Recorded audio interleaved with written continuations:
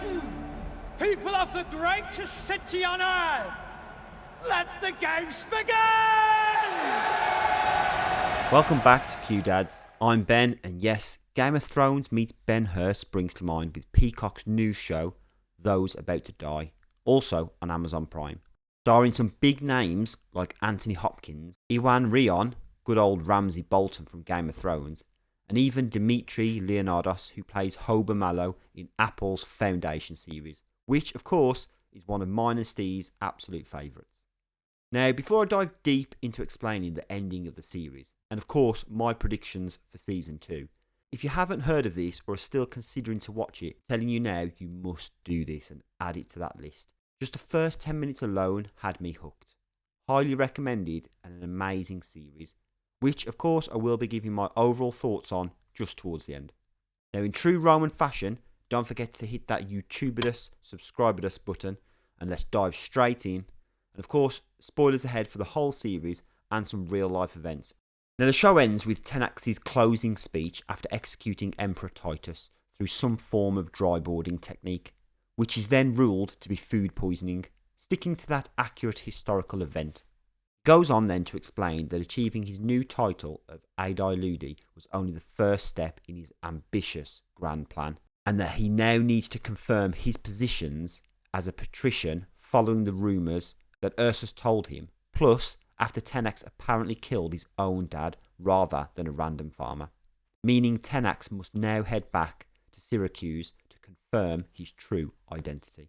And this is where Season 2 is going to focus heavily on not only his journey into finding his true heritage to see if he is a patrician, but also his journey with Domitian and the tension that will be built between them as they both thrive for power.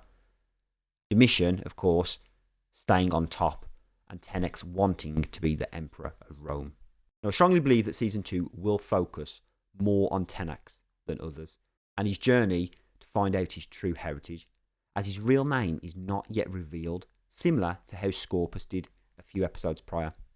Now, Tenax at this moment isn't quite a historical accurate character, but that doesn't mean he can't be in the second season, depending, of course, on his true heritage.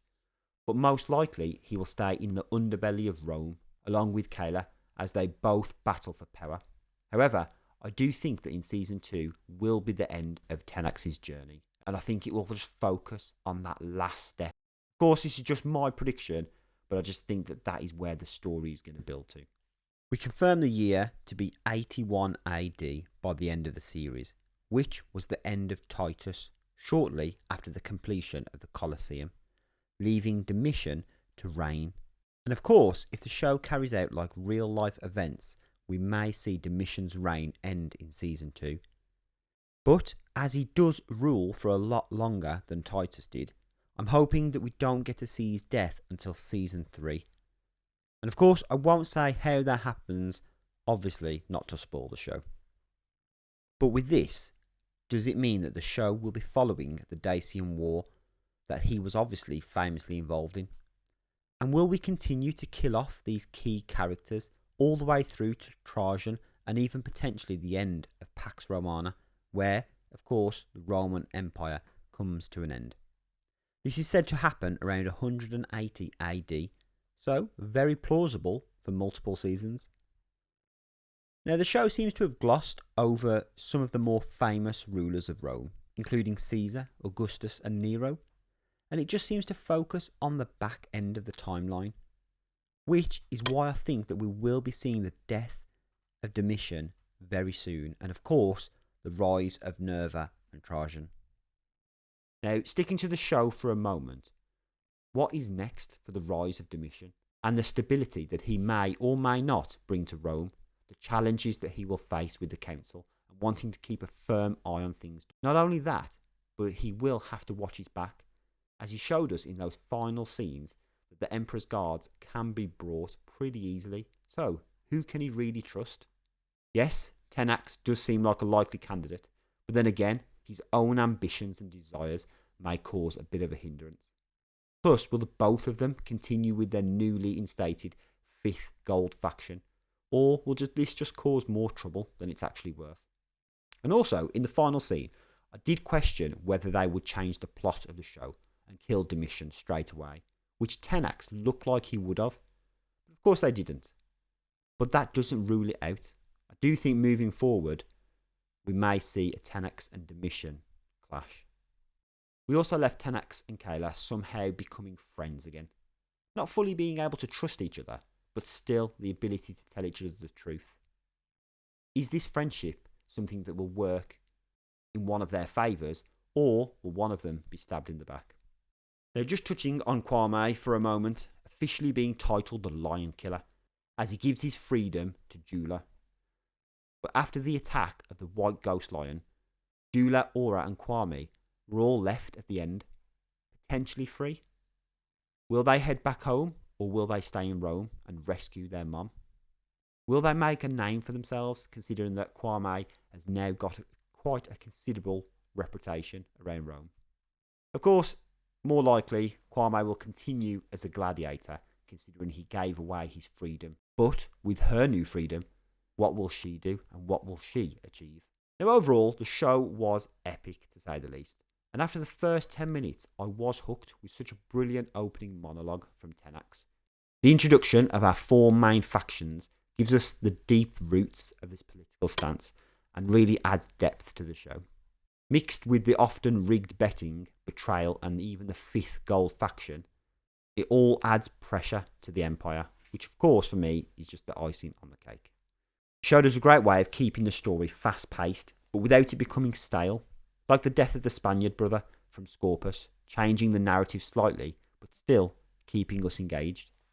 The fact Scorpus and other characters talk about themselves in the third person is both baffling and hilarious.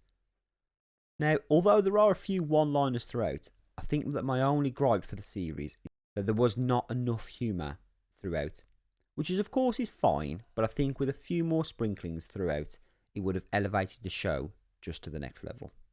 Of course, Scorpus was a great character with his little cheeky charm, and obviously it was great to see him with the chariot racing too, which was just a spectacle to watch in every episode. And then we have the beasts of the show, like the Ghost Lion, a rare spectacle, which I didn't realise I actually needed until watching this show. Watching this ferocious beast on screen with Kwame as they battle in those final scenes was just pure brilliance. And it was a shame that we had to see it die. I was kind of hoping it would travel the streets of Rome causing terror. But then again, hundreds of thousands of animals died during Rome, so I suppose it's accurate. Now, basing the show on real life events was done with ease. Getting to see the rise of Titus after Vespasian's death, and now the beginning of Domitian's reign, was fantastic to see depicted on screen. Even the introduction of Flamma, the great gladiator, was another wonder to see. And of course, the inclusion of things like Pompeii and how that affected Rome. I mean, it didn't affect them much, but still, the impact of the eruption. But I think one of the things that I loved most about the series was the chariot racing and the complexity that Tenax would go to ensure a win. Like attaching water sacks to his rig so it can pass the weight limit, and then piercing them just before the race to make those rigs go faster in the amphitheatre. And even the passion of the horses on screen was just brilliant, watching these Andalusian breeds rise to fame. But the second was the backstory, the history, and again the complexity of the four factions and how intricate each of them are, with all of their leaders and key players going to extreme lengths to secure their place. Now, overall, the show for me was good, like I said. But as always, it's not just about me, it's about your thoughts. So what did you guys think of the show? What did you think of Kwame attacking the Ghost Lion? Was that one of your favourite scenes? Or was it when Scorpus was racing in the chariots, taking down other characters like Xenon? Where do you think Tenax's story will go in Season 2? And do you think Season 2 will see the death of Domitian? Of course, let me know all of this in the comments. Don't forget to hit that like button and subscribe, as it really does help our channel to grow. And of course, I'll catch you next time with something new.